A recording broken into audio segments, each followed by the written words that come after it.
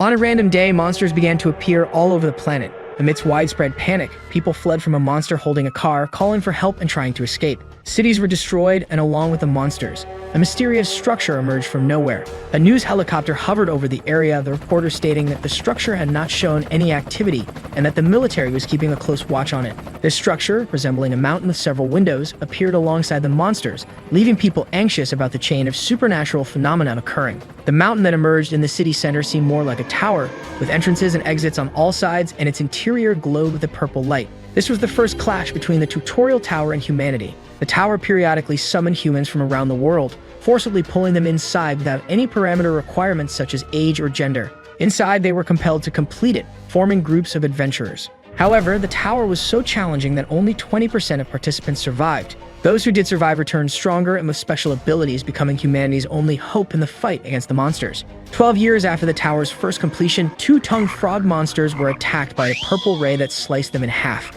The man who cast this ray was a blonde, light-eyed young man known as the Hunter. People around him cheered for his arrival, taking photos as if he were a celebrity. After the tower, hunters became idols of humanity, receiving attention from all sides. As a hunter, one could aspire to the same fame and fortune as celebrities. Ordinary people who saw them on TV longed to become hunters, marking the beginning of a new era when hunters became part of the power of nations. That's when they raised their prices, and to protect themselves from the government, they formed hunter-only organizations. These organizations, known as guilds, made peace treaties with governments, becoming an essential part of society and even participating in TV programs. The show, Getting to Know Hunters, features news and curiosities about hunters, and today they are with the leaders of 3 major guilds. The first is the leader of the Goguryeo Guild, Seo Kwon-han, a man with brown hair and eyes and a striking look on his face. The second is the leader of the Orangs Guild, Seo Young-lee, a woman with blue hair and eyes and a gentle gaze. The third is the leader of the Seoul Guild, Sae-hyun Kim, a handsome man with red eyes and a modern appearance. Getting to Know Hunters was developed based on what is popular, and last week,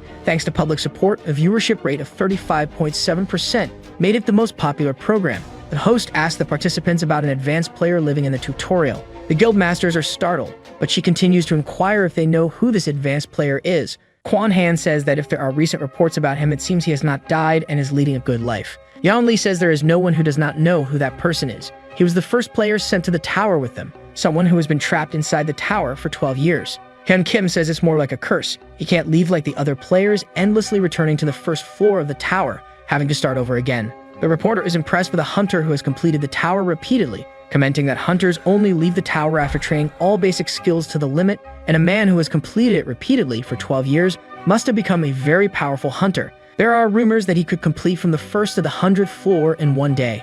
Inside the tower, people run desperately asking for help, wearing armor, bows, and swords, except for one man who wears casual clothes and sandals. People are brutally thrown into the air, falling to the ground shortly after. The man, with an unconcerned look on his face, faces the 10th floor's boss of the tower, a demonic monster with fiery hair and horns protruding from his forehead. Just the head of Balak is the size of the man, showing how large his body is. The man says that if he could leave the tower, he might be placed in rank A or higher. People on the internet comment about the advanced player. Some say that it's possible to achieve rank A or S after leaving the tower, but they wonder which tower they need to exit to get that ranking. Rank S is capable of destroying mountains just by using their abilities. A guy comments that he saw the advanced player when he climbed the dungeon on floor 72. 3 werewolves appeared and he continued moving forward, defeating them alone. They also say that he was able to kick a monster from the 1st floor to the 10th. This man fights against the final boss, kicking his face with a smile. The impact of his kick is so strong that the boss embeds his chin in the ground. He again places his feet on the boss's head and starts shouting,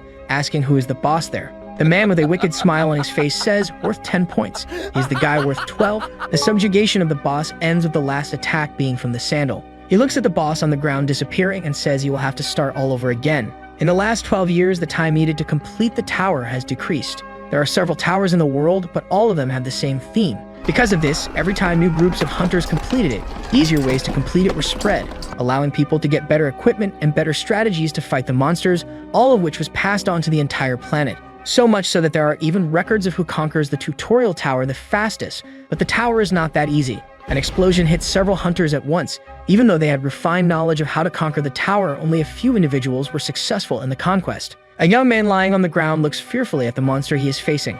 Upon reaching floor 99, many players lost their lives in the fight against the boss. The last test of the tower was brutal. 70 out of 95 people were killed by him, This terrifying existence reaped the lives of more than half of the aspiring hunters, and this same existence takes a flying kick to the head. The participants watch Balak's head fly off the body.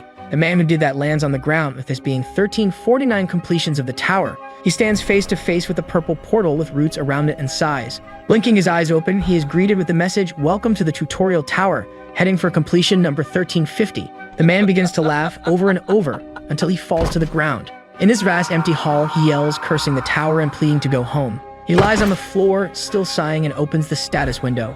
A floating screen appears before his eyes. Hyun Woo Kim, 26 years old, has almost all of his attributes at the tutorial's limit. 12 years ago, he faced the same boss with a group of hunters. With great effort, they managed to kill the boss and complete the tower, happy that they could return home. In front of the portal, the group says that if it weren't for him, they would never have completed the tower. He tells them not to lose touch when they go outside. However, when he opens his eyes again, he is greeted with the message, "Welcome to the tutorial tower," and the armor that covered his body also disappeared, and he had to complete it again with other people. A message saying he was cursed by the tower appears in front of him, leaving him annoyed and with his status screen. After trying to deny reality, he went after a cure for his curse, completing the tutorial tower alone several times. He strengthened his body to the limit, able to destroy piles of rocks as if they were nothing. But every time he completed the tower, he returned to the first floor. Nothing worked. Even after trying all possible methods for 5 years, he was unable to find a way out. Already desperate and disillusioned, thinking he would never leave the tower, he began to enjoy it in his own way. He disguises himself and talks to beginners, saying he has a mission for them. This is his act of playing the NPC. Then he plays a military instructor who helps train the hunters. Wearing a cap and military clothes he took from a former military man who became a hunter. However, after a while, he grew tired of keeping in touch with humans, seeing all of them leaving the tower and telling stories of the outside world. He felt bored and sad, having nothing to do for a long time. Now lying on the floor, looking at his attribute window, he notices a change he hasn't seen in a long time. A message saying the loop has been removed appears. He quickly stands up, holding the screen with his hands, disbelieving what he was reading, his eyes shining at that message. He shouts so loudly that it can be heard on the other side of the tower. He prepares and jumps, destroying several floors with a leap in the excitement of going home. We return to the program. The host says that the fastest conquest of the tower was about 10 months. She asks if the 18th group of hunters can beat this record. The guild leaders say it's a difficult answer. The number of hunters is always diverse, and there are various factors that can occur. Depending on the strength of the unit, it is also important to know what kind of attack is best made, and this will depend on their techniques. Besides all this, things start to get truly complicated after floor 51. Since every 10 floors a high-ranking boss appears, from then on, luck is no longer on your side. In the tower, we see an ogre who is one of these high-ranking bosses, scared by an earthquake that is happening. Rising from the ground in front of him, Wookim appears with white eyes of rage. He goes through the floors of the tower, exploding it. The explosions are so strong that they can be seen from the outside. Finally reaching floor 99, he faces the boss again, but this time with an unstoppable look on his face and with the excitement that he will finally go home. He hits the boss's chest, killing him instantly. From the outside, it looks like the tower has just faced a war. Explosions, cracks, and fire are seen everywhere. Near the tower, a monitoring base was established by the Korean Hunters Association. Its goal, besides assisting new hunters, is to count how long they take to complete it. The two frightened men look at the portal forming, saying that a new record has emerged while making a call. The man in a suit tells the other to prepare for the arrival of the survivors. However, only one person comes out of the portal, walking calmly.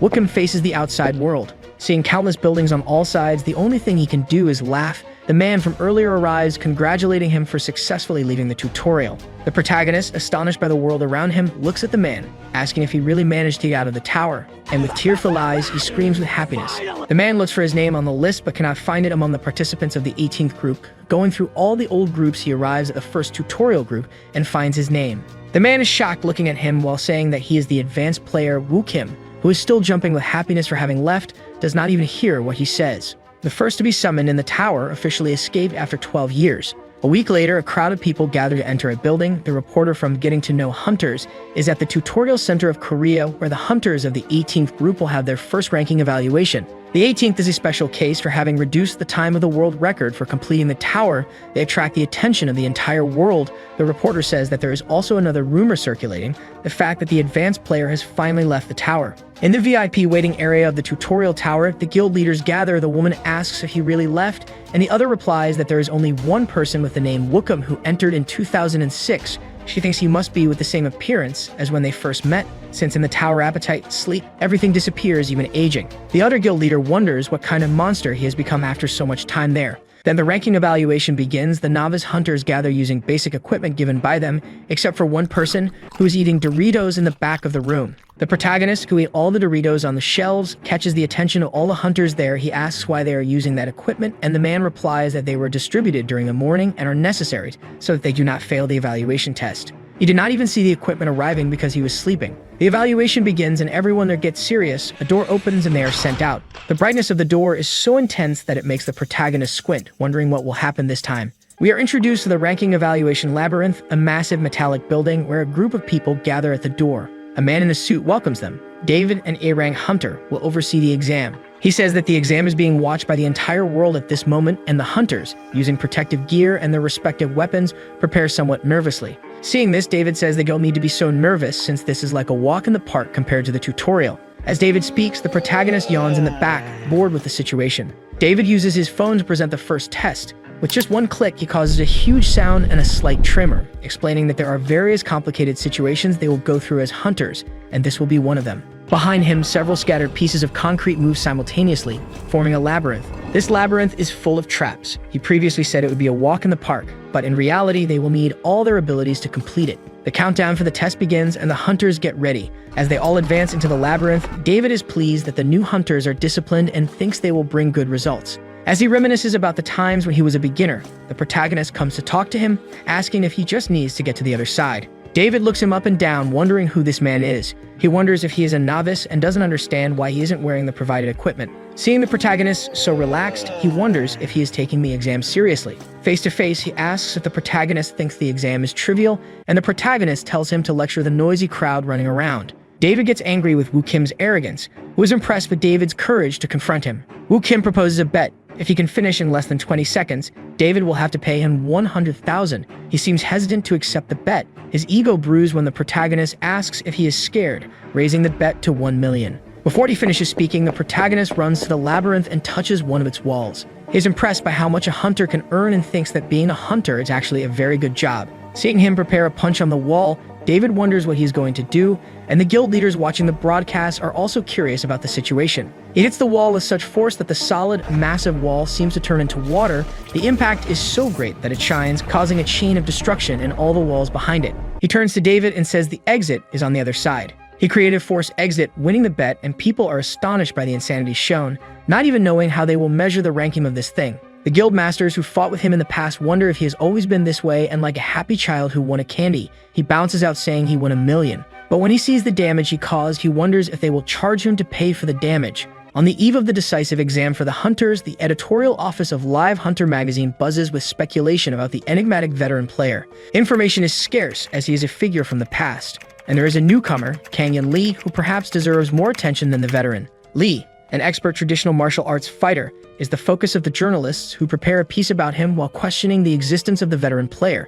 Kang-Yun Lee, now in the midst of the exam, declares his desire to become a legend as he positions himself for combat. While others retreat from the threat of a monster, he stands firm, ready for the confrontation. Sword in hand, he faces danger, willing to risk everything for his dream. A kendo master with a history of victories and titles, Lee is the most formidable hunter in his group. He believes that a striking first impression can pave his way to success. He recalls the meteoric rise of the protagonist in the tower, an unbeatable warrior who overcomes all obstacles. Yun Lee, a witness to that journey, does not understand how he was overshadowed, while the protagonist, triumphant, proclaims his return home. Now in the classification exam, Yun Lee and the others watch astonished at the destruction caused. For safety reasons, the exam is interrupted, and everyone is instructed to wait for further directions. Behind the scenes, the filming crew desperately searches for clear images of the event. The cameras, previously focused on Yun Lee, ignored the true protagonist, who unintentionally became the center of attention. The director, seeing the hero on the screen, announces the emergence of a new star. Yun Lee, bitter, contemplates the sleeping protagonist, while the hunters around discuss the explosion, unaware of the veteran player's presence among them. Yun Lee, however, sees an opportunity to reclaim the spotlight. The organizing committee announces that the next exam will start soon, waking the protagonist from his sleep. Determined not to be overshadowed by the veteran player, Yun Lee heads to the disciplinary exam, facing monsters. He unsheaths his sword and confronts an ogre. Thanks to magic stones and advanced technology, virtual training becomes a spectacle, where the goal is to eliminate as many monsters as possible in a limited time. Yun Lee displays his electric skills, impressing everyone with the lightning emanating from his blade. With the arrival of a prodigy, he executes a series of lightning-fast attacks, taking down 78 creatures and achieving the highest score among the competitors. Spectators following the broadcast comment that if it weren't for the veteran player, Lee would have been the undisputed champion. Wickham passes by him, yawning, indifferent to the commotion, while the guild masters watch curiously to see how he will fare after so much time. The exam resumes and Lee has 120 seconds to face a horde of holographic monsters that appear around him. The onlookers watch the screen intently. The protagonist, even surrounded by monsters, is extremely calm. The countdown ends and the monsters begin to attack him. Moving swiftly like a bullet, he explodes the head of a monster. His movements are so fast that the cameras can't keep up. The horde of orcs is quickly eliminated. To the observers, it seems as if he has vanished and the monsters' heads begin to explode. Not even the guild leaders can follow his movements, wondering if he is using some technique. This hypothesis is dismissed since he has just come out of the tutorial. Watching the slow-motion footage closely, it's clear that he's simply approaching the monsters and attacking casually without using any technique. This monster's power and speed leave the guild masters frightened, wondering what on earth he did during his time in the tower. When the time is up, standing there in the room, he is surrounded by bodies. He has managed to kill a total of 248 monsters alone, breaking the old record. People watching his performance on the internet comment on how incredible he was. Some think he used magic to move that way. Yun Lee, reading these comments, smashes his phone, deeply annoying the people talking about Kim and not him. Thirsty for hatred, he strikes the wall of his room several times. Yu tried so hard and even resorted to dirty methods to improve his ranking, was completely surpassed by a random person. In the waiting room, a woman shows him a list, asking what it is about. She explains that it is a list of guilds that would like to meet him. This woman in front of him is the head of intelligence of the Hunters Association, Alice. She explains that many guilds are interested in having him due to the potential he showed. The protagonist glances at the list, understanding that this important woman is not there just for that. He asks what she came to do. She replies that she is there for personal reasons. In addition to being able to see the hunter who turned the world upside down personally, she suggests that he join the Heirs Guild, handing him the contract right after. With his arrival at the guild, his fixed remuneration would be 10 billion won. Because of the exorbitant amount, he asks if Korea is going through some economic crisis or if the currency has devalued a lot. She explains that in fact the economy has been improving drastically, as the lands that the protagonist used to live in are now costing about 1.3 billion. He is obviously frightened by this information. Things have changed a lot since he entered the tower. She continues saying that the Heirs Guild is very interested in him and that they are willing to pay up to double that to rehire him. He wonders if someone from the government could be recommending a guild. She says that this was a personal request from the Heirs Guild scout. She adds that he doesn't need to decide now, but is interrupted by the protagonist. He has already decided that he does not plan to be tied to any guild, throwing the contract on the table. At first, she thinks he is joking, but he continues firmly imposing his idea. After leaving the room, he reflects on the proposal. In this world is give and take. They did not offer a fortune of 10 billion for no reason. If he accepted, he would have to work. Lying in his bed with a pile of snacks on the side, the vagabond says he doesn't like to work and wants to live a comfortable and carefree life. Resuming the conversation, she asks if he doesn't plan to be a hunter, but he warns her, explaining that even without guild connections, there are hunters who work alone. She finds him quite arrogant, but still says that if he changes his mind, he could call the number on the card. Lying in his bed, he is angry for having taken so long to find out about mercenary hunters. If he had known this before, he wouldn't have wasted his time taking the hunter's tests and would have taken the opportunity to sleep. He glances at the list of guilds and recognizes some of the names there. 5 days later, in a Japanese restaurant, he doesn't recognize the people he's talking to. The three masters of Korea's most famous guilds are in front of him. They were his old companions 12 years ago. Seokwon, who was his age before, is now an old man. The shy boy Si-yeon has now turned into a handsome guy, and Soo-yeon, who was just a stubborn elementary school student, has practically become another person.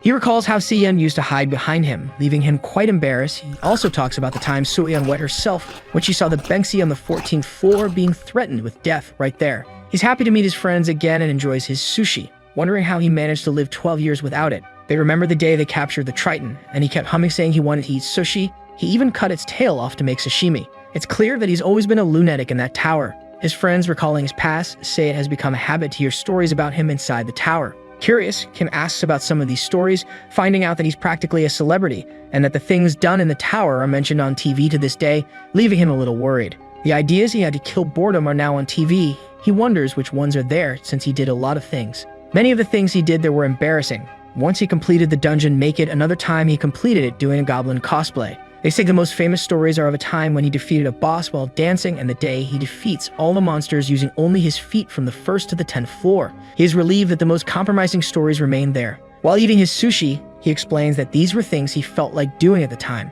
His old companions, who already considered him a monster after the evaluation test, now only confirm it. He says that being trapped in that tower made him do a lot of things, even adopting a disciple. He didn't remember the time exactly, but it was when he spent a lot of time between floors 50 and 60, finding a boy who was abandoned in the tower. At the time, he was thinking of creating a martial style, so using a large cloak and skull mask, he introduces himself to the boy, acting like a mysterious monk. After that, he started training the boy, making him balance jars with water while standing on one foot, ordering him to lift extremely heavy weights and saying that he had to concentrate the chakra in his abdomen to be able to break a pillar. But all that was a fraud. The only thing he did was use brute force. Reflecting now, he feels sorry for the boy and is glad he wore a mask, definitely not wanting to meet him. He asks how things were in the outside world, and they continue the long conversation. Returning home, lying in his bed, he opens the status window again, no longer finding the message of the tutorial limit reached. His age has also returned to 24, as if he really lost 12 years of his life. His goal now is just to get a good amount of money and live a peaceful and quiet life until he dies.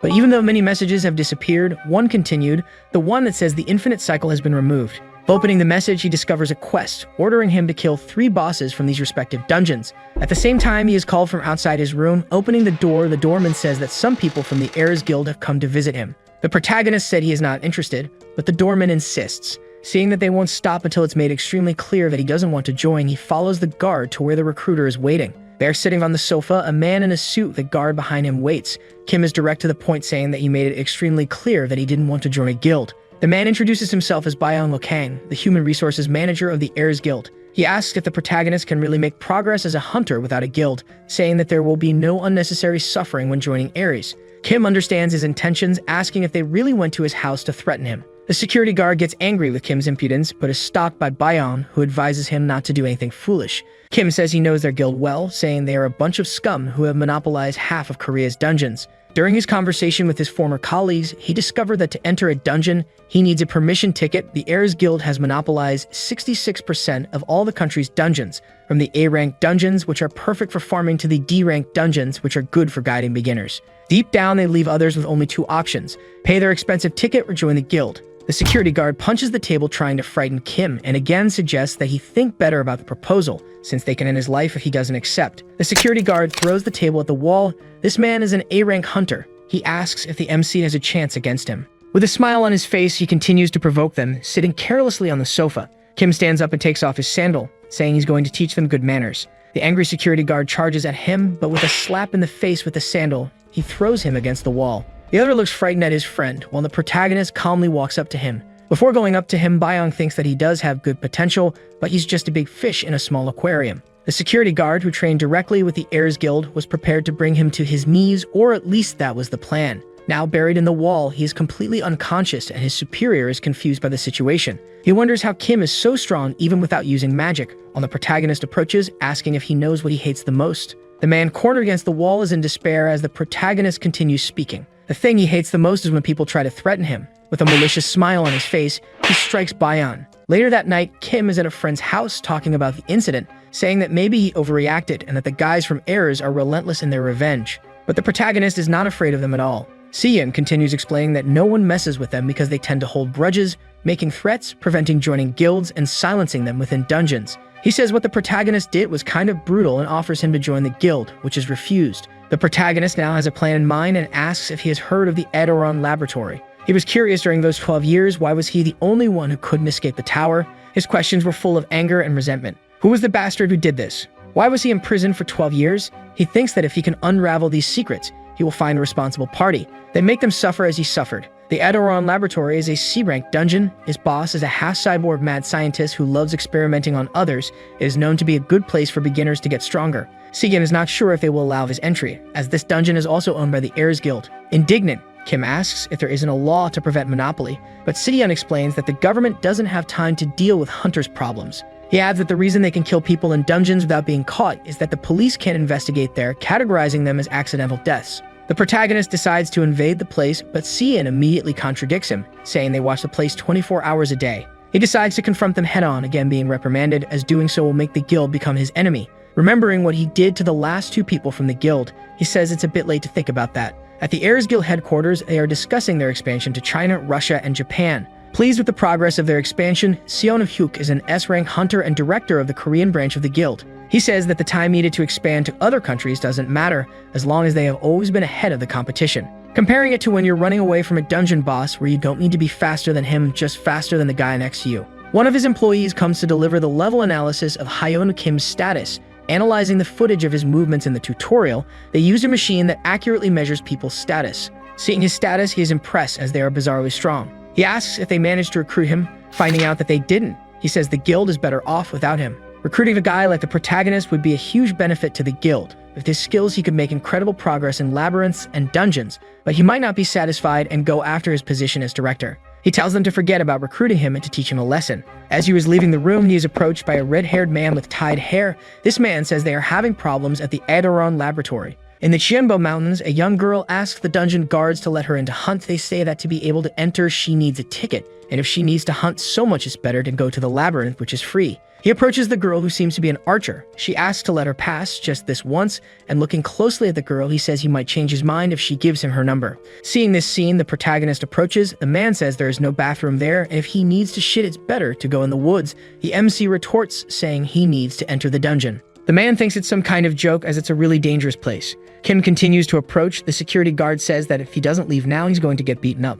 Already out of patience, he says he's waited too long while taking off his sandal. The men are confused by that while the MC calls the two of them. The man thinks he's some crazy guy and tries to send him away. When he approaches, he is hit by the protagonist's sandal, being thrown several meters back. His other friend turns to understand what happened, while the protagonist approaches from behind. As he overknit it a bit and the sandal exploded, he tells the guy to hand over his shoes. With a threatening look on his face, he says that if he doesn't hand them over now, he'll end up like the other one, now wearing shoes that look more like a piece of armor. He said they are super light and comfortable, this because the man paid 5 million wons for the weight reduction magic. Saying he's not a bad guy, he hands his sandals to him. The girl who was there says she's leaving, while the desolate man looks at the protagonist's exploded sandals. At the Seoul Guild headquarters, Yeonli yells at Hyun, asking how he let the protagonist leave like that. Hyun complains about her yelling at him and says that Kim is not someone who can be stopped. The only thing he could do was warn about the Heirs Guild. They remember the time they were in the dungeon. Normally the protagonist is not the type to cause trouble and let things go. But if someone messes with him, the story changes. Everyone will see his true disturbed personality.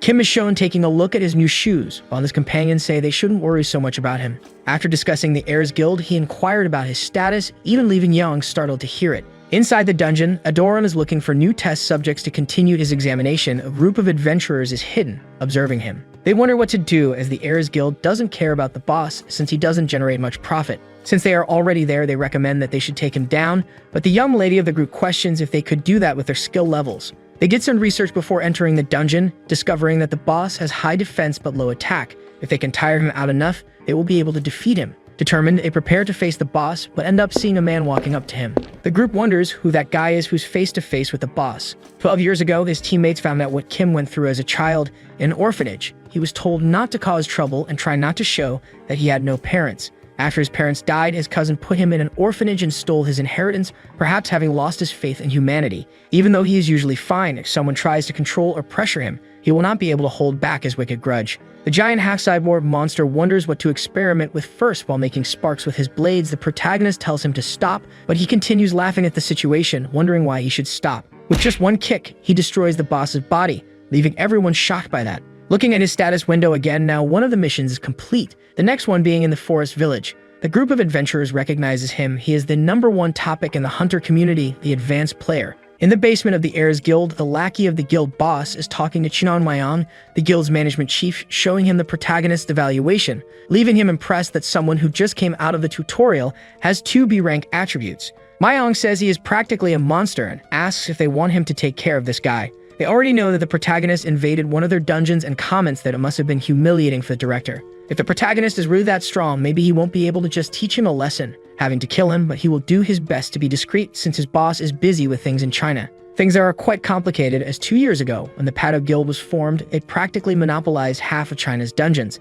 The guild leader behind this success has only been out of the tower for 4 years, and all the high-ranked members are also famous for their monstrous abilities. But what is most impressive is that the identity of the guild leader and SSS-RankHunter is unknown. Since they are very busy with these things in China, they do not plan to make much effort to take care of the protagonist. Ike, who is taking pictures, is impressed with how much technology has advanced, taking a picture of his friend and being impressed that he can play games on his cell phone. He says that the dungeon he intends to face is managed by his guild, but the boss is not there at the moment. Kim indignantly asks why, and he replies that he was defeated a few weeks ago. The system in real life works differently than in the tower. Their monsters take about a day to regenerate, but in real life, they follow different rules. Common monsters regenerate all the time, but the boss takes some time to come back. The protagonist is scared, thinking he will have to wait a whole month to be able to defeat him, but is reassured with the news that there are only 2 or 3 days left for the respawn. He asks when he is going to register his ranking at the Hunters Association, since with that ranking he will get some advantages with sponsors and money. When he talks about money, the protagonist gets excited, asking how much he can earn. He explains that it depends on the rank. For example,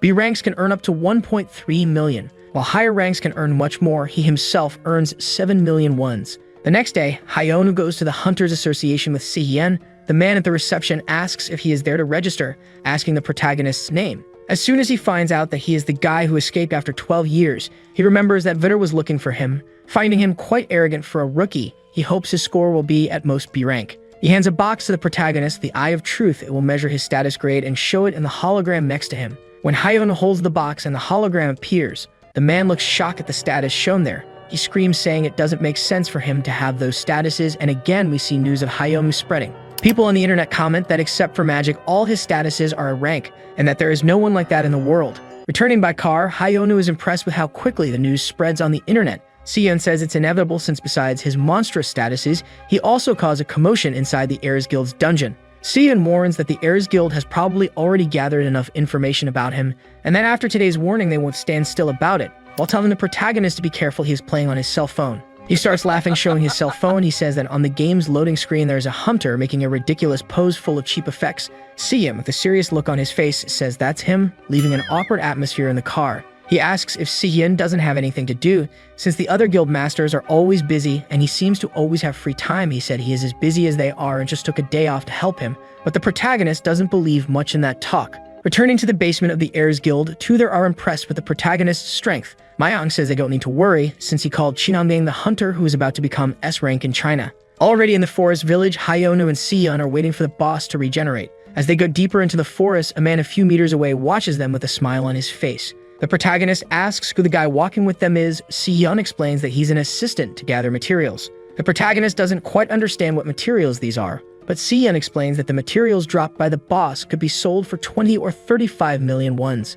The protagonist, startled, asks what someone would use those materials for. Si-hyun understands that someone dressed like him would hardly understand their use, as they are used to make weapons and armor. The assistant asks to record the raid, explaining that money can be made from streaming, and Hyonu, a top-notch mercenary, wants to earn 80% of the profit. They continue walking deeper into the forest. Si-hyun hands him a map, saying that further into the forest, it becomes a labyrinth. The protagonist, having no idea how to read the map, throws it away as he approaches a large tree. He turns to the assistant and tells him to record well as he prepares to punch it. His punch is so powerful that it destroys a large part of the forest, creating a path to the boss, a two-headed ogre. The assistant is impressed with Hyonu's abilities, recording and following him to the boss. With a leap, the protagonist reaches the boss's height, dodging his attack and climbing onto his shoulder. He kicks the boss, making him fall, and climbs on top of him. Under the moonlight, in a few seconds, he eliminated a dungeon boss. While the assistant is happy that his video will go viral, the man in the tree watches them with a malevolent smile on his face. This man is Cheongang, who is analyzing the protagonist's capabilities, agreeing that he truly lives up to the name of advanced player. His physical statuses are overwhelming without the need for magic or abilities. However, it was quite easy to see how to defeat him. Tomorrow will be the day he invades the swamp, a moment to attack him. The protagonist, already there, feels that something is strange. When he receives a message on his cell phone, it was Sueon who is worried about him. The protagonist continues to advance. He does not fear the Heirs Guild or anything else, since he is strong. The day before, Sueon questions why he wants to enter the territories of the Heirs Guild. He replies that he has some matters to deal with there. She insists, asking what these matters are, but he prefers not to reveal them. She asks if he is doing this just to go against Ares, and he replies that there is a bit of that. Sueon sighs. She knows she doesn't need to worry about him since she heard what his abilities are, but she still feels concerned, telling him to avoid encountering the guild members. As the swamp is an A-rank dungeon, Ares must also be waiting to invade it as soon as the boss regenerates. The protagonist looks and thanks her for the advice, but he certainly won't follow it. Already in the dungeon, he encounters one of the guild members who threatens him with his knife. He yells, trying to intimidate, while the protagonist remembers his friend's words. Seeing the man in an attacking position, he asks if they never learn. As soon as he arrives, they start disrespecting him, then they get beaten for not taking him seriously. The protagonist, already tired, says it's always the same thing, irritating the guy who charges at him. An explosion is seen while the protagonist calmly walks away. Walking on the soft ground of the swamp, he is observed by a monster in the water, which as soon as it detects that he has come close enough, goes after him. In front of him, a crocodile over 20 meters long. He is impressed by its size. Remembering his friend's words, he knows its hide is strong and resistant, and that its teeth are worth a lot of money. The protagonist smiles malevolently as he charges at the boss, hitting him squarely. He says he will kill it quickly and loot everything, but is surprised when the monster tries to flee. He holds it by its two tails, not letting it enter the water. The desperate monster hears the protagonist talking about an attack called the Giant Swing while being violently spun in the air. He throws it at a mountain, but impressively it survives and comes back to attack him. Seeing the boss's murderous aura, the protagonist asks if he wants to be beaten more while being watched by Chiamgang. The crocodile attacks him. Hayeon prepares to finish it off, but his legs are caught by shining chains. Chiamgang, who attacked him unawares since it is time to die as the boss opens its mouth to attack him. He quickly uses his hands to escape the boss's attack, and when he looks back at his legs, there are shining red chains holding him. Confused and not knowing what it is, Chiamgang on top of a rock says it's called magic chains and it's perfect to use on someone like him who has no magic. Sitting on the ground, the protagonist asks who he is, and the man comes down from the rock introducing himself. He was sent by the Heirs Guild to deal with him personally. The protagonist, dirty with earth, says he is an assassin from the guild. While he confirms it, he says he was impressed with his brute strength since he managed to throw the crocodile with extreme ease. He is aware of how powerful he is, but trapped in those chains, he won't be able to move. Hayeon tries to break free but realizes the chains don't move. He explains that these are not ordinary chains but magical chains, meaning that to escape, he has to use magic. This plan was specifically developed for him, who just came out of the tower and has no magic. Hayeon asks if he's really in trouble, leaving Chiamgang stressed. He says everyone is like that. Once caught off guard, they act as if it's nothing. The protagonist, continuing to act as if it's nothing, leaves him even more pissed off, drawing his sword and going to attack Hayeon. As soon as his sword makes contact with him, he activates an ability causing a great explosion. He thinks he has managed to kill him, but when the smoke clears, Hayeon is perfectly fine, wondering if something was supposed to happen, leaving him totally scared. The attack had no effect on him. He tries to attack again, but is surprised by a punch throwing him far away. Hayeon approaches, saying he should have restrained his entire body. The confused man asks how this is possible as the chains dissolve. After that, Hayeon breaks the tree he's tied to and holds it. Since he's an assassin, he knows what's going to happen now as we see the crocodile. He is thrown onto the crocodile, killing it instantly. The mission completion notification appears in front of him, stating that the status window will be updated. Back at the Heirs Guild, Mayong discovers that Chiamgang was killed by the protagonist. The tree he was tied to has already been swallowed by the swamp, not even allowing them to recover the remains. Chiamgang was a hunter with 2 S-rank statuses. Along with 7 abilities, someone so strong lost to Hayeon. Mayong is worried and stressed at the same time, thinking about how he will deal with him. Back home, Hayeon lies on the sofa, thoughtful. He sighs and then opens his status window. New things have been added. He gained the ability to scan statuses and also an invitation from the system to be a temporary guardian. He doesn't understand it very well, but is happy that something has changed. He thought he would complete the mission and receive some information from the tower, but what he received was an invitation that expires in 2 hours. Seon arrives home asking if he has eaten. Hayeon takes the opportunity to check his new ability. Using the status scan, he can check another person's status, but he ends up not seeing much information due to the low level of the ability. He gets angry, saying it's useless, making Seon think it was about him. Sitting on the sofa, he waits for the system to update so he can find out something about the tower. When the clock strikes 12, everything around him goes dark, and he is teleported to a room. In this room, a woman waits for him, sitting at the table in front of him. With an empty look on her face, she greets him, saying she is his assistant Ave. She says that as long as he is alive, they will see each other frequently. The protagonist gets excited, thinking he will finally have some of his questions answered. He will finally understand why he was trapped in the tower. Face to face with Ave, he waits for her to say something. He asks if she isn't going to give an explanation and ends up discovering that she only answers things. As his first question, he asks who imprisoned him in the tutorial tower, but she cannot answer because his status scan is too low. He gets angry because to have his questions answered, he needs to increase his scan level. He continues asking some questions, but she doesn't answer any, leaving him so stressed that he flicks her on the head. Not knowing who she is or why she brought him, she can't even answer his questions. Ave says there is one thing she can tell him. The Guardians are those who defend. He breathes and gives up, asking what information he needs to know. She explains that as he is currently a temporary guardian, when he moves up in rank, he will get more detailed answers to his questions. He asks how to become an official guardian. She replies that in 5 days, a rift will appear in the region where he lives. In its deepest part, you will find a key to increase the scan level. By getting this key, he becomes a true guardian. Back home, he is thoughtful about what happened, thinking he will do everything necessary to get information. The next day, he meets with the guild masters, explaining their rift will appear. Everyone gathered there is scared by the information since a rift means imminent disasters. Back at the Heirs Guild headquarters, the director punches the table after hearing the report that one of the company's strongest guys was killed. He is extremely pissed and tells them not to spare expenses to have his revenge. He orders them to find a mercenary stronger than the previous one and wants to see Hayeon dead. After eliminating him, he will turn his attention to the Pado Guild, as its members are being eliminated by a special masked force. Then we see the protagonist enchanted with a ring, a small item that costs more than 2 billion wons and is found in labyrinths. The protagonist asks what the difference is between a labyrinth and a dungeon. They explain that in labyrinths you can find artifacts like this ring, but dungeons only get resources from monsters or magic crystal stones. They say that this ring is enchanted, comparing it to those in games. Using his ability, he discovers that the ring is an A-class item with pyrokinesis ability, but he can't see much due to the low level of the ability. Thinking his ability is crap, he thinks that when he finishes the things he has to do, it's better to visit a labyrinth. He remembers the conversation he had with Avi and asks if they know about a rift, alerting everyone when they hear this. Basically, a rift is when the ground opens up out of nowhere, and an endless number of monsters start coming out of there. Those who witnessed it personally called it the gates of hell. Avi, who spoke so calmly about it, made the protagonist consider that it was nothing serious,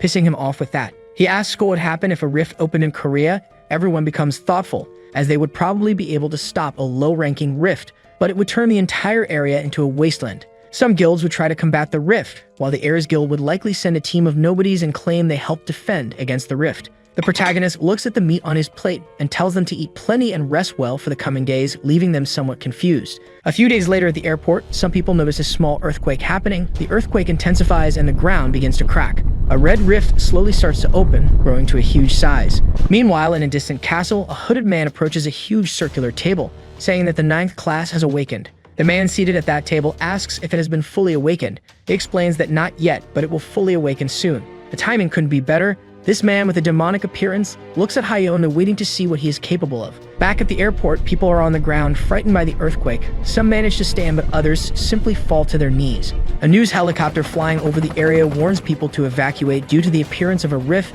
The airport was blocked and hunters were sent there, but rivers of monsters continue to emerge from the rift. The situation is getting worse and worse, like a war between humans and beasts. They relentlessly advance on humans. Some desperate can do nothing, but a team member uses a skill to trap some monsters and uses the time to eliminate them. He, as an experienced hunter, orders the rookie to get up and keep fighting, but even killing several monsters, he realizes that the situation is getting worse as reinforcements do not arrive. No matter how much they kill, more always keep appearing. They have to attack the correct location where the rift opened. The man hears a noise, and when he looks, he sees a giant skeleton approaching.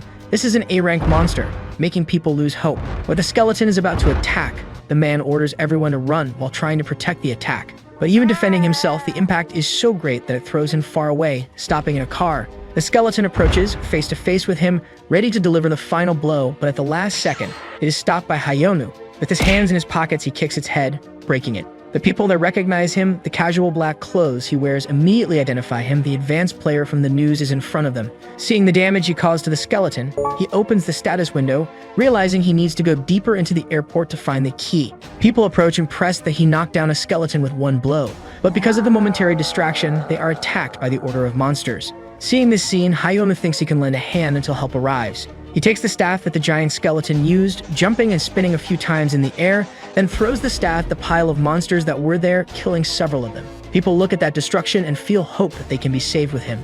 But the protagonist leaves the scene, leaving the rest with them, making them fight and survive until help arrives. Even fighting incessantly, they begin to get tired and the monsters do not end. The general says that if they give up now, it will be a massacre for the people who are outside. In a moment of carelessness, he is attacked from behind, but the monster is killed in a single sword blow. The leader of the Seoul Guild arrives to help. This time with his sword and samurai clothes, he is prepared and with all the members of his guild. A noise from the other side of a pile of cars catches his attention. A dead monster falls next to them. Suein, along with the members of her guild, appears, and a little later Sukwon also arrives. With all the guilds present, he thinks he is finally safe. Suein asks about Hayonu, who should have arrived first than them. The man says that the advanced player has just entered the rift, an attitude that his friends already expected due to his impatience. Now all gather, they begin the counterattack against the monsters. Sukwon uses a skill to strengthen his shield. Taking the lead of the artillery, he advances to the herd of monsters, eliminating several of them. Stinghan, using fast and precise movements, also fights against the monsters, while Sueon, who uses lightning magic, throws energy spheres that explode in a burst of light, burning the monsters. Hayonu is observing the abyss. According to what Abe said, he needs to reach the deepest part. He sees that there is a path that the monsters use to climb, and looking around a bit, he finds a car. An idea comes to his head. He rips the doors off the car and uses them as two shields, jumping into the horde of monsters. A goblin that's passing by tries to warn his companions, but it's no use. The real monster lands in the middle of the horde, leaving them scared. Like a buffalo, he advances down the path, throwing the monsters in all directions. Some fall back into the abyss, making him realize that it's not so far to get down there. He throws the car doors he was holding and jumps into the abyss, landing on a pile of monsters. Reaching the bottom of the rift, he sees a red monster approaching. It looks different from the others, stronger and with crystals scattered over its body. The Crimson Climber is a monster that holds the key the protagonist needs. He immediately advances to take it from him, throwing a punch towards the monster, who manages to dodge and counterattack, throwing him far away. The startled protagonist has no time to think as the monster advances on him. Hayonu manages to dodge and counterattack with a kick and a punch to its face, knocking the monster to the ground.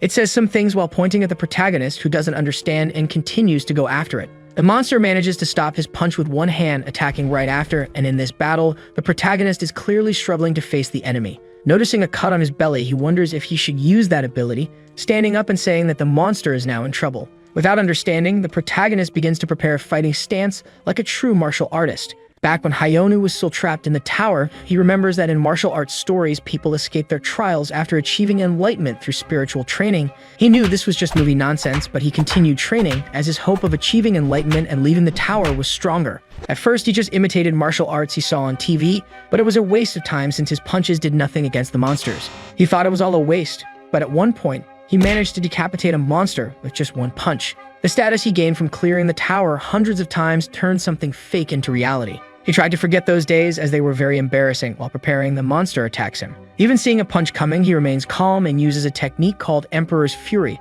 violently punching the monster's head. The attack is so powerful that it opens a hole in the nearby rocks. Seeing that destruction, he is glad that there is no one around and that this habit of shouting the names of techniques is very embarrassing. He takes the key, which updates his mission. In 3 days, he will meet Eve again, and he thinks it's better that she has answers to give this time. He observes a small drone flying over his head, its footage being shown on a big screen at the Heirs Guild. They are shocked by this display of power. The boss asks if he is really at a rank. His assistant says these are the official results from the Hunters Association. The boss asks if this looks like a rank. Even with his underdeveloped magic, not using items or armor and wearing sportswear, he managed to demonstrate frightening feats. The boss asks if you got the information. He thinks that even all this brute force has its limit and orders to prepare completely to eliminate him. The next day at the Hunters Association, several reporters photograph the guild leaders and the protagonist. They are receiving recognition for their efforts against the rift. While everyone is in suits, the protagonist is casually wearing his sportswear while being filmed by the raid assistant in the forest.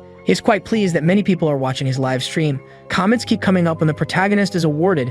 A man who seems to be from the army looks him up and down, analyzing his clothes. He asks if he needs to bring new clothes for him, but is answered with petulance by the protagonist, leaving him deeply irritated. After receiving his awards, he asks if he can leave, but before they can answer, he runs to the exit. His friends present they are no longer impressed by these things, as the protagonist is someone who does not adhere to the shackles of society. We are shown the castle of the guild paid in China. A woman in a large hot water bathtub watches the TV, seeing the footage of the protagonist fighting the Crimson Monster. She observes his positions and movements, startled, getting out of the pool and quickly asking what his name is. Her assistant says he is Hunter Hayonu, who just came out of the tutorial. She orders to find out everything about him from his past to the present. While the assistant agrees, a man wearing a white kimono enters the room. He greets her and says he brings news regarding the subjugation of the Wayan Guild. Not even looking at him, she asks what the information is. It seems they managed to take control of all the dungeons in the southern region, but an executive was captured by the Heirs Guild. While drying off, she says that if an executive fell into the hands of inferiors, he doesn't even deserve to be in the guild. She ties her hair and says it's embarrassing they are not managing to capitalize on all the guilds in their own territory. While looking at the protagonist on the screen with a look of love, she says this is a small price to pay to continue maintaining that oath. Back in Korea, Sueon asks the protagonist if he understands how famous he has become. He has become a public figure now, but he doesn't understand how difficult this can be. On the internet, people post news and malicious comments about him. They say it was because he went to receive the award in casual clothes and flip-flops, and then ran away from there. Hayonu doesn't care about this since he won't see them again, and will continue living the way he wants, leaving his friends worried about his future. He stands up saying he needs to leave. When his friends ask where he is going, he answers that he will go on a date, leaving everyone in shock. When he leaves, everyone there is worried about him. Even though he has left the tower recently, he has already made several enemies. Stickwan says they shouldn't worry about him since he is strong, and it's not like he goes around causing trouble. He goes to an isolated alley. While waiting for the invitation time to end, a bright light surrounds his body and he goes back to Av's room. He asks if the status sweep has leveled up. Av answers that after fighting the Crimson Demon, he went from lower ranked to inferior rank, not leaving him satisfied at all. Av tells him to calm down and that she is just repeating what she was instructed to say by the system. She says that the information he can access is practically the same, leaving him very irritated. But now that he has become an official guardian, she can share the tasks he must complete, and once he has completed them, you will be able to find out everything he wants. Now that he has become a guardian, his role is to stop all climbers who ascend the tower. He says he was trapped in the tower for 12 years and never saw one of them, but is corrected, being told that it's not the tutorial tower being referred to, but the tower that consists of 12 layers, of which the Earth is one. What he has to protect is the 9th layer, the Earth. Hyonu just wanted to know who imprisoned him in the tower, and now he has become a protector of the Earth. All these things are too complicated for someone who just wanted to live in peace and quiet. Ao says that if he doesn't stop the climbers, the 9th layer will be destroyed, which means the end of his life and his friends. He is outraged at not having choices and just having to shut up and obey.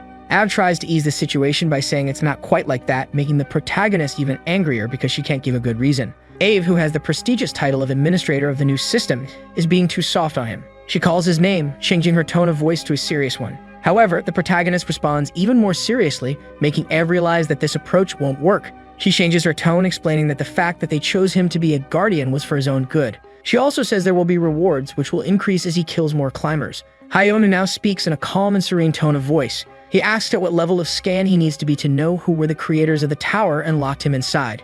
Av again says that his scan level has to be higher to have access to that information. He asks how many climbers he needs to kill to level up, but Ave says there isn't an exact number since they also have levels. To get the information he wants, he needs to kill 5 high-rank climbers. The Crimson Demon he faced before was probably a low-ranking climber, making him understand how this system works. Returning to his home, he is in a library observing his status window. The only new message there is that he will receive a notification when a climber appears. All this nonsense that the Earth is inside a tower, and that he needs to be the savior of humanity, all this is very complicated. So to simplify things, what he has to do is beat up some monsters until he can find out who imprisoned him inside the tower. While thinking about this, he receives a call from Soyeon. When he answers, she says he's in serious trouble and to look at the news immediately. When he turns on the TV, he is faced with presenters talking about the murder he committed on a member of the Heirs Guild. The protagonist goes to Seokwon Han's house. The phones won't stop ringing, but he is calmly lying on the sofa. Soyeon says he was already famous as soon as he left the tutorial tower. After clearing the rift alone, his popularity only rose. But now with murder accusations, other countries may start paying attention to him. He asks why they are so worried. Soyeon, blazing with anger, asks how they wouldn't be worried. He's looking at her and a strange feeling passes through his mind. It's as if he's being scolded by his wife, but he's never been married or had a girlfriend, so he asks if Soyeon likes him. She breathes but can't control her anger, activating her lightning ability. She asks if he thinks she's joking, and if he says one more thing like that, she'll fry him. Seon arrives showing his cell phone, several missed calls from reporters, and he's also the #1 topic on Twitter. Stekwon says this isn't the first time this has happened, and Seon reads some of the articles about them. The articles, besides talking about him, are trying to ruin the reputation of the other guilds, but the protagonist seems not to care so much about it, which even impresses them for his lack of concern. Stekwon recommends just turning off the cell phone like him and says the press conference starts in 30 minutes. The other two, who didn't know about the press conference, ask if he planned anything. They even think he intends to beat up all the journalists and declare war against the Heirs Guild. The protagonist is disappointed by the way they think he will act, while Sekwon laughs at the situation. At the Heirs Guild, the director asks if everything is going according to plan. Yu replies yes and explains the whole situation. Judging by public opinion, it will be very difficult for him to get out of this. The director is satisfied, thinking that whoever strikes first wins the fight, as it's too late to make amends. He plans to stay one step ahead of Hyonu, finishing him off once and for all. At the press conference, journalists ask if this information is true, if he really attacked the Heirs Guild. The protagonist, seeing all these people taking pictures and recording, says he doesn't know how press conferences really work and will just do it his way. He chooses one of the reporters who asks how he is feeling at the moment. He simply replies that it's crap. Another reporter asks if it's true that he murdered a member of the Heirs Guild, and he honestly replies yes, leaving the people there shocked. He adds that he doesn't know why Heirs is treating him this way. He only refused their proposal once and they've already gone so far. Displaying the video of his encounter with the assassin, people are dumbfounded by the twist in the situation and continue watching the video. The entire conversation he had with the assassin is being shown to the media. They question where this was recorded, and he says it was in the swamp dungeon, where he went to defeat the boss. People still don't believe it, saying the recordings could have been altered. But knowing this, he takes out his cell phone from his pocket. This cell phone belongs to the guy who tried to kill him. He doesn't know exactly what content is on it since it's locked, but he'll find out when he takes it to the police. He adds that as a rookie who just came out of the tower, the only thing he could do was defend himself. He says the assassin was killed by the mega crocodile in an ambush. People there start writing down what he said and sharing it on the internet. He leaves the lecture irritated that he has to do so many boring things. Now the game against the Heirs Guild has turned. The protagonist, who is being accused, is now applauded, while the Heirs Guild is accused of lying. In the office, the director is furious about how he turned the game around with simple audio recordings. He underestimated him, thinking he was all muscle and no brain. but he won't let it end like this. In a restaurant, his friends are impressed with his meticulousness. They didn't expect he would manage to get a recording and even grab the assassin's cell phone. But the protagonist says the cell phone wasn't the assassin's. In fact, he just picked it up randomly in the room. They question if the other things are also lies, but he corrects them, saying the recording is true. Since they kept saying that Ayers was dangerous, he was recording audio all the time. But he didn't imagine they would be as useful as they are now. They say that if the police get this cell phone and investigate, he will be discovered. But he explains that probably the guys from Ayers will pay him a visit, and then he will simply tell him to get lost in his own way. The Ayers Guild is based in the USA. They are one of the largest guilds in the world and have headquarters in various locations, but apparently, no other country has granted as many dungeons as Korea. Whether it's a bad plan or a proposal, it doesn't matter to him. They have a lot to lose in this fight, but he doesn't. Sometime later in a parking lot, Hayeon tells Seon to go home alone because he needs to take a walk. He goes to an alley and realizes he's being followed by several people. He knew something like this would happen if he was alone, but didn't expect it to be so fast. One of the men approaches and says someone is looking for him and that he should follow him. The protagonist says he doesn't want to, and the man responds that he will take him by force. Hayeon was impressed with their courage as he picks vegetables from the ground. The ninja gets angry at his impudence and attacks him, using magic in his 2 hands, but this attack is easily stopped using the cabbages. After seeing the boss being thrown away, all the ninjas attack him at the same time using all kinds of abilities, but none of their attacks are strong enough to penetrate his skin. At this, the elevator begins to descend and the henchmen become worried about who might be coming. The elevator explodes with a bright flash and the protagonist's guide is thrown through the door. Seeing the explosion, the henchmen prepare to stop the intruder, and our protagonist appears walking through the smoke. Hayeon taunts them, saying that this place is showing that they had a lot of money. One of the henchmen draws his sword while questioning who he was and how he managed to enter the base. Our protagonist introduces himself as the Reaper who came to end them while approaching them. At the same time, in a nearby room, a girl was tied up with energy ropes and covered in marks.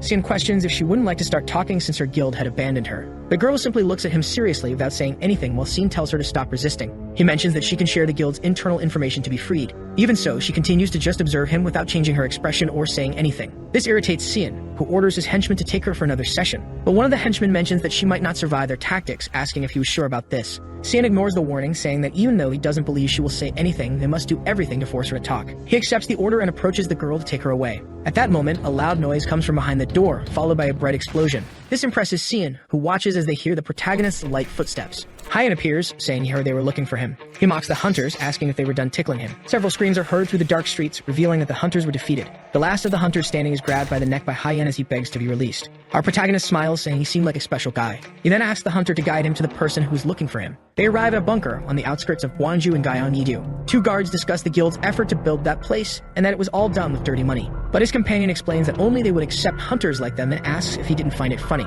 The hunter agrees with his companion, mentioning they would have a celebrity go into that place. His companion confirms, saying it was Hayeon who was being taken there. They discuss Hayeon appearing so much on TV, being very fearless, while mentioning he would be caught by Team 1. Then his partner mentions that the higher-ups were annoyed, asking if he didn't see what the protagonist did at the conference. At that moment, something falls from the sky a few meters from where they are, exploding the ground. The 2 guards prepare for whatever caused that explosion. Our protagonist appears, holding his guide by the neck. He tries to confirm if he was in the right place, and the guide mentions that he was. Then the guards recognize Hayeon while preparing for any of his moves. Meanwhile, inside the base, some henchmen hear the noises of the commotion happening at the entrance. When he looks inside the room, he ends up seeing the girl sitting and tied up, who stares at him a bit calmer. Our protagonist taunts him, saying he already had a guess while he was behind him. The president asks about Team 1 while trying to understand how he got there. Hayeon tries to confirm if it was the team sent to deal with him, saying that at the moment they were resting. Like all the henchmen in the next room, he gives the manager a choice between getting a beating or sitting down to talk. While Seon is impressed, his partner draws a sword and tries to take down Hayeon. But our protagonist simply lands a direct kick on his partner and throws him away. After taking down the henchmen, Hayeon taunts them, saying the people were quite aggressive even after inviting him. He adds, asking if they usually treat their guests like this. Seon starts to laugh, remembering they said he was rank A, while the bunker hunters were at least rank B+. Some were almost rank S and were sent to catch Hayeon, but even so, they all ended up being defeated by the protagonist. The hunter also remembers the report mentioned Hayeon stopping the crevasse alone. Then he acknowledges that Hayeon was the rank S at the top of the ranking. Noticing this, he recognizes that even being rank S, he couldn't defeat him even if armed. Our protagonist calls him, asking if he was deaf. Seon returns his attention, and Hayeon repeats the choices given to him. For a moment, he loses his temper until he starts to control himself and agrees to talk. The 2 sit face to face at a table as the president plans to discover the extent of his power. He knows he cannot rush this conversation while wanting to find out more. Hayeon decides to start the conversation by asking about the payment. Seon is confused, and the protagonist says he would like compensation for the damage that Ayers caused him, because besides sending assassins to finish him off, they also spread false information in the media. He adds that he wouldn't let this slide, and Seon asks what he wants. Our protagonist demands 10 billion won for the damages plus some beginner dungeons as a bonus. Hearing his request, Seon becomes furious, complaining that he was going too far. But Hayeon says he believes it is an acceptable amount given their size. The president begins to tremble with anger while trying to stay firm in front of the protagonist. He recognizes that although getting the money is simple, the rights to the beginner dungeons would not be so easy. After all, he realizes that Hyen's desire would be a monopoly on new hunters. Our protagonist decides to provoke him, saying he would include another 500 million for wasting his time. Shin asks if he saw any benefit in continuing with a bad reputation with Ares. He also recalls that if it was just about the money, he could have accepted the deal he refused. He mentions that if Hyen becomes a member of Ares, he could have all kinds of support with beginner dungeons. Hyen becomes curious about the idea while the manager asks why have a big guild as an enemy when they could work together. But the protagonist says he has no way because he was trying to bring up a subject in the middle of his compensation request. Besides remembering he is doing all this while the girl is still tied up next to him. At this point, he asks what they were planning to do with her. Our protagonist says to rest assured and already warns that if they mess with him again, they will regret it. Xian is irritated by the comment, saying Hyen is very conceited. Still, he insists on asking for his compensation and tells him to stop wasting his time. He then stands up and asks if he would accept the terms or fight. Back at Xian's apartment, the protagonist appears, which impresses him. His friend shouts at him, asking who the girl he was carrying was. Meanwhile, in a strange place with a huge ruined castle, a man with tied hair appears walking through the castle ruins. The man looks at the tower head, saying he was reaching the 9th layer. Back at Xian's apartment, his friend explains what happened and how he managed to rescue the girl. Xian remembers how powerful Xian is, and Hyen says he can handle things if he's afraid. He asks why his friend brought the girl there. Our protagonist explains that he wanted a guarantee and was curious about some things, which confuses Xian. But Hyen asks not to worry as it is something personal. This still leaves Xian worried, and he decides to go after dungeon spoils as there are many bosses. Hyen observes the girl lying down and notices her tattoo on her shoulder. Slowly, he begins to notice that she reminded him of something. Despite the void rule forcing him to abandon himself, he still remembered the skull mask he was obsessed with. He wonders if it is just a coincidence that this girl had a tattoo like that mask. The protagonist opens the status window and discovers the girl's information Honglin, except for her skills. He discovers that she has nothing special in her status. When he realizes he couldn't remember the girl, he decides it would be better to ask her directly when she wakes up. At this moment, Hyen receives a notice about a climber starting the climb to the 9th layer. Because of this, he ends up being summoned to the tower in a few seconds. Hyen receives the information and is paralyzed trying to understand. Upon arriving at the AV location, he complains about being called in such a hurry. Ignoring his comment, the director warns that he is coming. This leaves the protagonist confused, wanting to know who he is.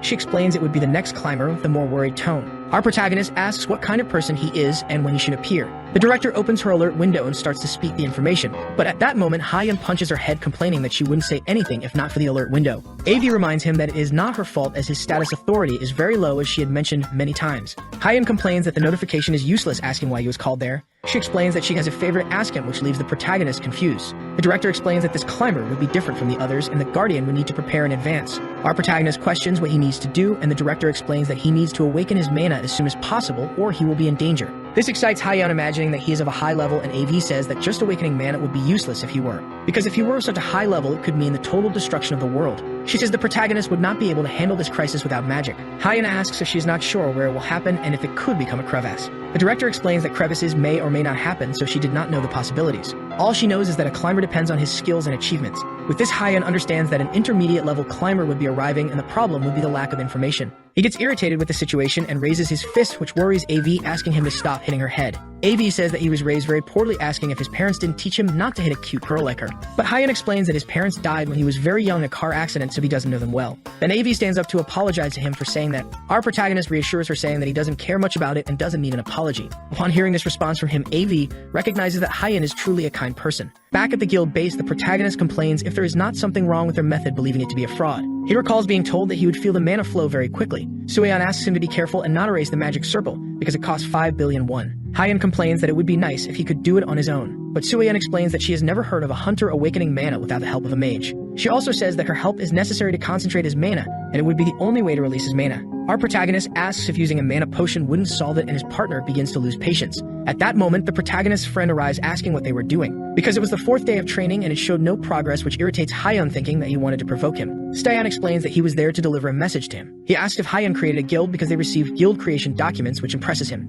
Sueon is impressed, asking when he did that. Our protagonist explains that since he got some dungeons, he needs to organize everything, and they discuss the guild name. But then he asks if the girl he saved has woken up after all this time. His friend says that she is still unconscious. Hyen asks if she is not in a coma, and Xian explains that the nurse had already said it was due to trauma. With this, the protagonist acknowledges that he needs to continue waiting. However, he gets irritated by sitting in the magic circle for days and not feeling his mana emerging, saying that he can't tell if it worked. Their partner asks if it wouldn't be better to find someone who can penetrate to the source of Hyen's mana. Seon asks if she was talking about Nakagawa Yasumi, and she confirms. This conversation leaves the protagonist confused, thinking about what this idea would be. They explain that the master of the Japanese guild Izanami has an ability that allows her to use the hunter's blood to increase attributes. Hyen gets excited, asking if it wouldn't be easier to do that. but he realizes that he would need to go to Japan to meet Yasumi. This makes him angry, saying that it was annoying while dragging his hand on the floor. Without realizing it, he erases a small part of the magic circle, which leaves Sueon in shock. Because of this, the two try to calm her down while their partner causes a lightning storm. Meanwhile, in front of the intermediate labyrinth of Sujinami in Tokyo, screams of despair were heard. Master Yasumi found herself in a dangerous confrontation against a powerful being with her allies asking for help. An energy blade appears going in her direction, and Yasumi warns her allies to dodge. But they cannot react in time and are affected by the blow. The effect of this is her two allies practically disintegrated while she observes the other allies fallen. Yasumi complains about her allies' lack of skill until she notices someone approaching. The climber approaches the kneeling master after dodging his attack. She asks who that powerful being in front of her was. He then explains that despite dodging the blow by luck, he would still answer her question. He just didn't know which name to choose, as he received several names from the hunters. Some called him the Climber and others the Destroyer, or even Demon and God of Thunder. But he says his favorite name was Chiyama, and with that he strikes Yasumi. With this, Haiyan receives an alert that the Climber reached the 9th layer in Sujinami. Upon receiving the alert, he ignores Sueon, almost destroying the place, and asks his friend for a ride. As they head to the airport, Haiyan keeps an eye on the news about the Climber case, seeing the chaos being created. He wonders if everything would be okay without having his mana awakened. Sueon asks why he wants to go to Japan so suddenly after all he was complaining about having to make this trip before. Haiyan makes an excuse, saying that he had things to resolve in Japan. But his friend asks if he had a passport, which makes the protagonist stare at him silently. He wonders what he could do now because he needed to go to Japan soon to face the Climber. Sometime later, in the conference room of the Japanese Hunters Association, 4 people are gathered. One of the men at the table asks how Yasumi managed to survive, as she was considered dead in the news. Yasumi explains that she managed to revive thanks to an artifact she possessed. The man asks if Chiyama was really that powerful, and she confirms. He then mentions that the news of an S-Rank's death made the hunters afraid to help them. He adds that if even Yasumi couldn't defeat him, the others wouldn't have much chance being in the same rank. They recognize that the Hunters Association was in trouble, and they needed some external help. But meanwhile, casualties continued to occur, with the association unable to do anything about it. But at that moment, the TV shows Hayama in the middle of a place destroyed by Chiyama. Yasumi is impressed while they ask who he is. Hayama approaches Chiyama while he continues observing the protagonist with his sword in hand. He tries to open the status window only to see that he had no authorization, understanding that it wouldn't work against climbers. With that, he asks if the climber came from a historical oriental drama. As the protagonist asks who he is, Chiyama fires an energy blade at him. The attack collides with something in front of him, and Chiyama notices Hayama emerging behind him, ready to attack.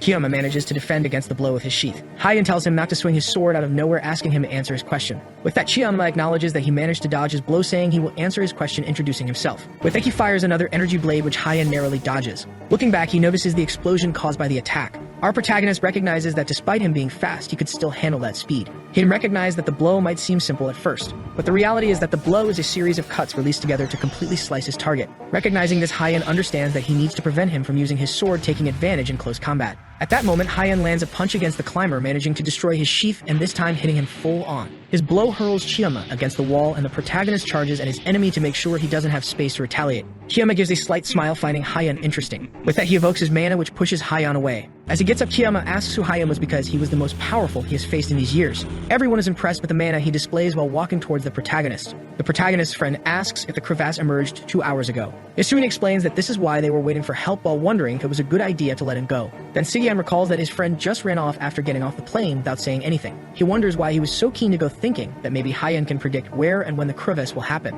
Meanwhile, Hayama keeps dodging his enemy's attacks, trying to get closer, wondering what that ability is. But Chiyama asks if that really looks like an ability to him. With that, he explains that Hayama will be devastated by the storm of lightning, while being torn to pieces by the celestial sword. The climber explains that he doesn't use something like what the people he considers barbarians call an ability. Hayama notices the danger of the blow and realizes he needs to dodge that attack. Despite thinking about stepping back, he notices that it would only give an advantage to his enemy and changes his mind. He grabs Chiyama by his clothes and headbutts him to avoid the blow. This attack leaves the climber dazed while Hayama prepares to strike back. With that, the protagonist uses the Absolute King ability, which hits his enemy head-on with a direct blow. Our protagonist wonders if this worked. However, he is amazed to see Chiyama standing full of mana and with a huge glow above his head. Chiyama says that Hayama is not only interesting but also powerful, as he slowly walks towards the protagonist. He explains that this attack had never been used since he became a climber and taunts him to try to defend against it. Hayama recognizes the danger of this as he approaches to try to close the distance. The climber says that this technique is the reason he is called the God of Thunder. With that, he destroys the field in front of him with a celestial sword, Lightning of Condemnation. In the association room, Sigyan is impressed with his monstrous power, saying it is completely out of reality. That attack destroyed everything in the area it hit, leaving only the smoldering field. Chiyama acknowledges Hayama's intelligence for clinging to him the moment the climber swung his sword. Still, he recognizes that the protagonist was not unscathed, as Hayama feels his enemy's electric current running through his body. Haya notices that the lightning continues to course through his body while he continues to tremble. At that moment, an alert window appears informing that mana has been obtained and his magic rank has risen to E along with various alerts. With that, he wonders what is happening and moves away from the enemy. The climber taunts him again, asking if he could get lucky again. Our protagonist understands that this was not a system ability but a technique developed by Chiyama. He remembers that Chiyama would be a type of demon from novels depicted as having perfect magical level and absolute control of mana. Chiyama asks if he still intends to persist in the fight after seeing his technique. Hyan asks if he thinks that technique is enough to scare him, and Chiyama gets irritated, saying he cannot be defeated. The protagonist recognizes that he cannot defeat him with his current power, but he wonders if he might have a chance by using the lightning that energized him against his enemy. At that moment, he recalls that when he was trapped in the tower by the curse, there was only one technique he could never keep up with. Kiyama Shingong is a martial technique used only by the best martial artists in the world. He remembers that the techniques he used were just copies of the techniques he tried to learn from the novels he read. With that, Hyan charges his mana and evokes a pair of wings on his back. Our protagonist says that Chiyama became his mentor for 10 seconds, which impresses him. The wings on his back begin to writhe around the protagonist, who concentrates. He asks to show what he learned from his mentor. Hyan explains that his technique is about accumulating all the magical power in a single point and exploding it. At that moment, he uses the divine kick of extreme destruction, which explodes against his enemy. The drone that was watching them from afar ends up being hit by the impact of the collision of techniques and is knocked down. As it falls, the drone only manages to record Hyan standing in the empty field alone with no sign of Chiyama. An alert window appears informing that he had defeated Chiyama and was collecting enhancement information and status rights. Soon after, another system alert appears summoning him for 10 days from now. Meanwhile, at Powder Castle, a woman with the same tattoo as the injured girl was watching Hyan's fight. She is impressed, imagining that he might be her master. At that moment, she remembers when she was in the tower being defeated by zombies and believes she could no longer win. When she gave up and just waited for death, someone appeared and defeated all the zombies while wearing worn clothes and a skull mask. The girl remembers that this masked man taught her martial arts and the path of superiority. With that, she wonders what the remaining area would be, and her ally explains that it would be the dungeon managed by the Waiyan Guild. Her ally says that if she conquers it, all the dungeons in China would belong to the Pado Guild, and the leader gives them a month to conquer it. This request surprises him, and the leader mentions that she would go with them because she swore to give her master a place worthy of him. While she remembers that she will reunite with her master and gets happier, she believes she needs to hurry. Returning to Korea, Hyan is greeted by an absurd chaos of people wanting to talk to him after seeing the fight. A huge group of journalists bombard them with questions while they keep taking pictures. Hyan tells everyone to stop asking questions, while Seon thinks that he also wanted to ask him. Then he throws the responsibility to his friend, saying that he would answer the questions. With that, all the journalists surround Seon while Hyan runs away, making his friend irritated with him. Upon arriving at the guild base, Hyan complains that everyone keeps bombarding him with questions, asking Seon to deal with the situation. But at that moment, he finds the injured girl standing and looking at him. She lowers her head, thanking Hyan for saving her life. Our protagonist remembers Lin's name as he listens to her information. Lin explains that she was an officer of the Pado Guild who was captured and tortured by errors after trying to occupy their dungeons. Hyan takes the opportunity to ask about the tattoo she had on her shoulder. The girl explains that it is a symbol of the Pado officers, and that the master said that this tattoo means that only the sky is above us. But the protagonist doesn't quite understand, and Lin just repeats that it was what the master said while doing the tattoo. She remembers the master telling Lin that she was above everyone and that everything else should be under her feet. When she tries to complete her story, Hyan gets irritated and puts a stop to it. This attitude scares Lin, who asks if she said something wrong, and Hyan tries to calm down. Our protagonist believes this is another one of his past mistakes, wondering how this happened. Lin's phrases were things he did in the tower when he believed that if he learned martial arts he could get out of the tower. Because of this, he developed second-year syndrome, making him imitate characters from web novels and anime. When he hears Lin's comments, he recognizes that someone out there is spreading his dark past with tattoos. At that moment, he remembers someone he believes is the person spreading this. Hyan asks Lin to send a message to her leader when she returns to her guild. The message would be to never come after him, while he shows he is very serious. After this conversation, Hyan sends Lin back to China, and a few days pass. Another program with Hagyang begins with Hyan as a special guest. This impresses Sueon, discovering this watching the program, asking what he was doing there. Seon says the protagonist needed to announce something, and whatever he does now is also in his interest. Hyan tells the presenter that he only appeared because he needed to promote something. He says he created a guild and was recruiting interested people, which makes his friends even more confused. Sometime later, Seon complains that he made this announcement on TV, while Hyan didn't expect so many interested people. His friend says he won't help him, while they both stare at the countless piles of boxes of candidates' resumes. With that, the protagonist makes a deal with his friends to help him in exchange for being able to use the beginner dungeons sometimes. Sikwon recognizes that only Hyan could call powerful guild leaders to help him with this. He asks if the protagonist wouldn't get bored having to take care of so many things, but Hyan's response is only that he wanted to make money. Hyan explains that he made a lot of money with the passes in the dungeons, and now having his own he can earn even more. His friend asks if he hasn't made enough, and Sueon says it must be related to some childhood poverty trauma. In the middle of the reviews, they reject a hunter who complains about being an experienced rank C. But Hyan just says he looked at the resume and didn't like what he saw before expelling him from the room. At that moment, the candidates notice who is the person rejected and start wondering what the requirements to be accepted are. Meanwhile, Hyan observes his status, saying that despite not having a problem with his rank T status, he had a selfish personality. Our protagonist recognizes that despite complaining about the skills he received at the beginning, the new skill is very good. He remembers talking to AV, who thanks him for defeating the climber Chiyama. With that, she explains that she would enhance his skills, and Hyan wonders what she meant by that. AV says she would add an option to the authority over status skills as well as improve the alert system. Hyeon doesn't understand what personality check would be asking what this enhancement would be for, but he begins to realize the usefulness of this skill during the candidate's interviews. When the next candidate arrives, he observes her status, noting that she has an opportunistic personality. While he can't decide, he looks at the candidates next to her and notices they have better personalities.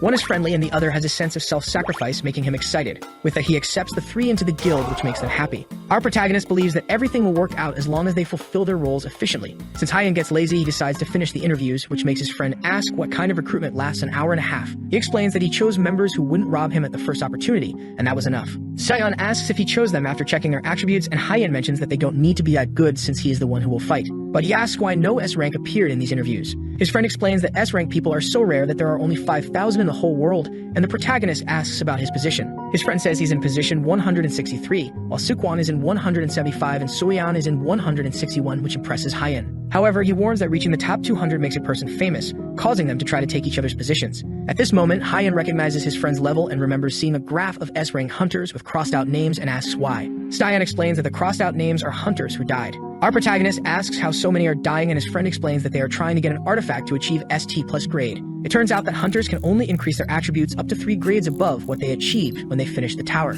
However, they can surpass this limit if they acquire an ST+ grade artifact located in the deepest parts of the labyrinth. Hyeon understands that the labyrinth works like a cemetery for S-rank hunters, but Seon explains that there are those who steal from other hunters who manage to get these artifacts. With this scheme, hunter assassins emerge who end up being expelled from the ranking, having their names removed from the official list. The protagonist asks if the assassins who attacked him were examples of them, and Seon confirms. He acknowledges that Heirs likes to play dirty against others, until they reach one of the 4 initial dungeons that the Heirs Guild lost, called the Barren Swamp. Our protagonist mentions that he will face the boss and take a walk so Seon can leave if he wants. When he remembers that it makes money, he gets excited to enter the dungeon. Upon opening the door, he finds 2 men sitting drinking coffee who are startled to see someone appearing. Then Hyeon remembers beating them up before and still provokes them, asking if they didn't get enough of a beating. They apologize while Hyeon asks if he can enter the dungeon since he is the new owner of the place. The guard tries to talk about the documents not being finalized while Hyeon doesn't care, and they just accept it. At this moment, he walks through the dungeon, remembering that it's been a long time since he was there. Then he notices someone in his way who was happy to meet him. Hyeon gets worried, believing it's another Heirs assassin coming to attack him.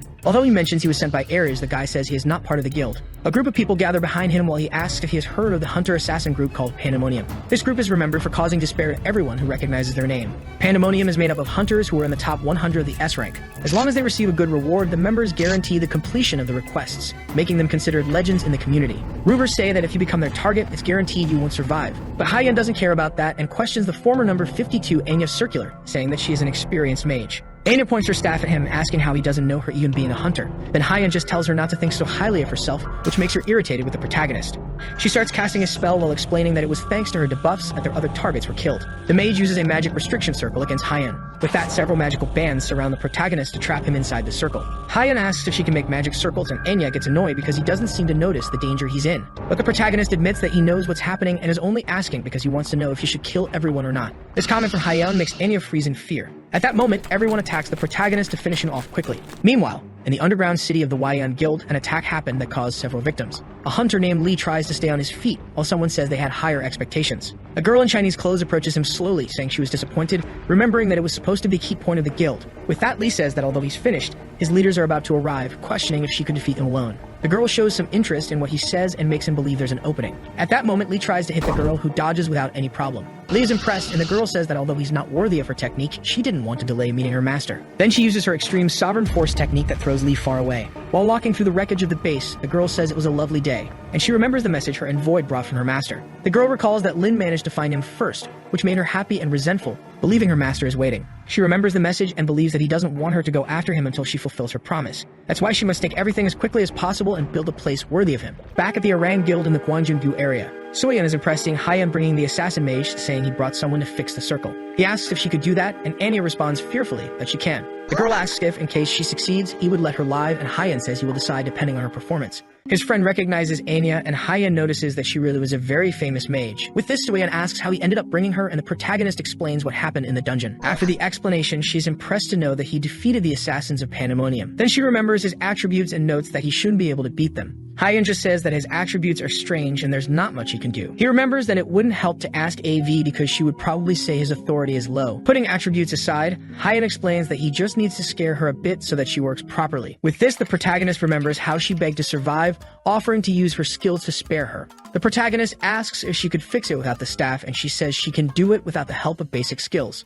With that, he hands her staff and robe, which are S+ ranked to Soyeon, which impresses her. Then Hyun asks her to take care of Anya, saying he would repay the favor he received. After stopping by a convenience store, he faces a building, saying it's time to thank for the gifts. Upon arriving at the building, the receptionist at the door is startled to see the protagonist standing there. Several security guards approach to expel him, saying it's a restricted area for Era's Guild members. Hyun asks if Seen isn't around while starting to rummage through his store bag. With that, he pulls out an item with Bat of Justice written on it, saying he brought a gift for him. Then he shows he has a toy hammer, asking if they would want to report after taking a beating. Our protagonist hits the guards with a hammer and leaves the others surprised by being destroyed like that. He provokes again, saying they have courage for standing in the way and just watching what was happening. But he adds that they should be ready to be sent to heaven, which scares them. Meanwhile, in the president's office, the phone rings with the guards informing about Hyun trying to enter. All Seen does is hear the screams of his guards, making him understand how absurdly powerful Hyun is. With this, he fears the news of the incident spreading and ruining Era's reputation, making him consider calling reinforcements. However, he abandons the idea to avoid being seen as incompetent for not solving the problem. Before he can decide what to do, his door is simply destroyed with a kick from the protagonist.